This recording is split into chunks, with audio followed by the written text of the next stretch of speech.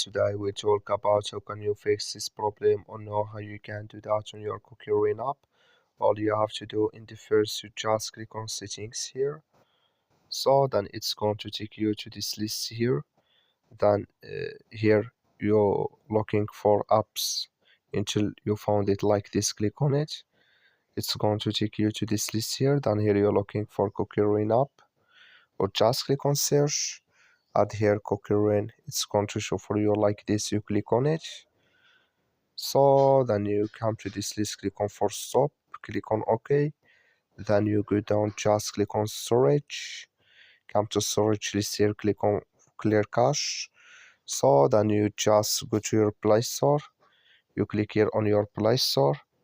So then you search here for CookieRun. It's going to show for you like this. You will find here update, click on it, then it's going to work with you. That's all you have to do. Thank you for watching.